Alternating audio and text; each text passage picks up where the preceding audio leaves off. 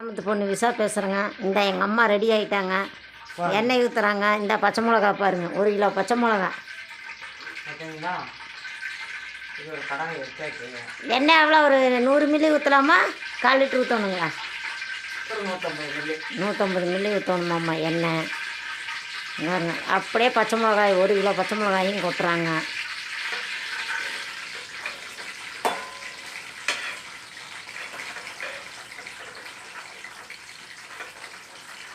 ஒரு kilo 1/4 kilo வருங்க. எண்ணெய் நல்லா வணங்கணுமல்ல, அதனால் 200 மில்லியும் கூட எண்ணெய் ஊற்றிக்கோங்க.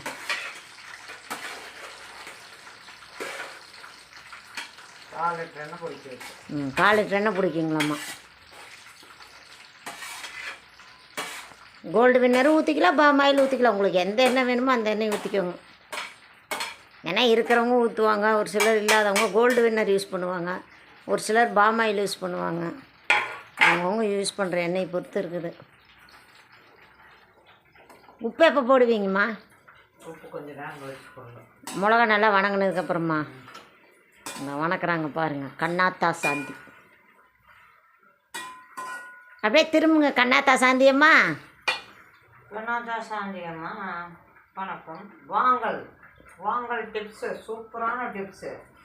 பச்சை மிளகா, அதாவது பச்சை மிளகாயில் உங்களுக்கு பழைய சோறு, பழைய கஞ்சி குடிக்கிறதுக்கு நல்லாயிருக்கும், சுடு கஞ்சி குடிக்கிறதுக்கும் நல்லாயிருக்கும். அரிசியும் பருப்பு, லெமன் சாதம், தக்காளி சாதம், எல்லா சாதத்துக்கும் தொட்டுக்கலாம். நீங்கள் அப்பளம் தொட்டு சாப்பிட்டாங்க கூட இவ்வளோ டேஸ்ட் வராது. ஆனால் இதில் அவ்வளோ ஒரு சுவை இருக்குது. பார்த்தீங்களா? இது நல்லா வணங்கணும். வணங்கினதுக்கப்புறம்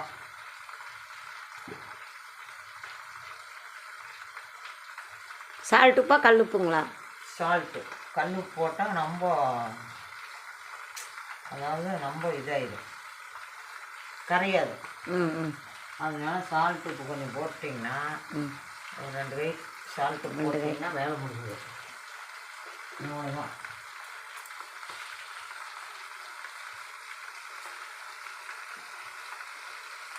போட்டிருக்குறாங்க. கை கழுக போகிறாங்க. கை கழுகிட்டு வந்து வணக்குவாங்க.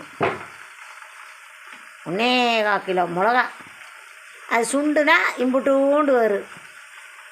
ஒரு 1/4 கிலோ மிளகா அளவுக்கு வருங்க தொக்கு. ஒரு ஈரம் இல்லாத டப்பாவில் போட்டு வச்சிட்டிங்கன்னா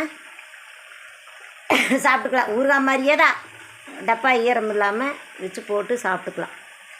இருங்க, அவங்க மிளகா இருந்தாங்களா, உப்பு போட்டாங்களா, கையை கழுகிட்டு வருவாங்க சோப்பு போட்டு. இல்லைனா திடீர்னு விசுக்குன்னு மூஞ்சியில் தேய்ப்பாங்க, மூக்கில் தேய்ப்பாங்க, ஜுர்ன்னு ஏறு. அப்புறம் உடனே எண்ணெய் திட்டுவாங்க, ஏண்டி நீ வீடியோ எடுக்கிறாங்கிற விஷயத்தில் என்ன கை கழுவ விடாமல் என் மூஞ்சியெல்லாம் தேய்ச்சி விட்டியாம்பாங்க. அதனால் அவங்க கை கழுவிட்டு வரட்டுங்க. நம்ம திட்டு வாங்கக்கூடாதல்ல, நம்ம தெளிவாக இருந்துக்கணுமில்ல. ஆமாம். ஓகேங்களா? இதை அப்படியே கிண்டி விட்டிங்கன்னா இந்த உப்பு போட்டதுக்கு நல்லா வணங்கிடும். ஒரு 1/4 மணி நேரம் வணங்குவோம். 1/4 மணி நேரமா? ஆமாம், நல்லா வதங்கி வரும். பிடிக்காதுங்களா அடியில்? எதுவும் பிடிக்காது. எதுக்கு பிடிக்குது? சரி, எல்லாம் வந்து ஒரு தடவை வேணால் சாப்பிட்டு டேஸ்ட் பார்த்துட்டு போங்க. இல்லைன்னா நீங்களே செஞ்சு சாப்பிட்டு பார்த்துட்டு பாருங்கள், ட்ரை பண்ணி பார்த்து செஞ்சு சாப்பிட்டு கண்ணாத்தா சாந்தி செய்கிறத சாப்பிட்டு போங்க.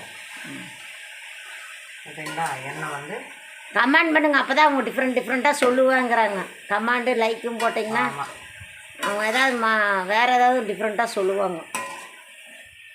இப்போ எனக்கு ரொம்ப டிப்ரெஷன், அதனால் எல்லாம் சிலதெல்லாம் நிறுத்தி வச்சுருங்க. நீங்கள் கமெண்ட் பண்ணுங்கள், சப்ஸ்கிரைப் கொடுங்க, லைக் பண்ணுங்கள்.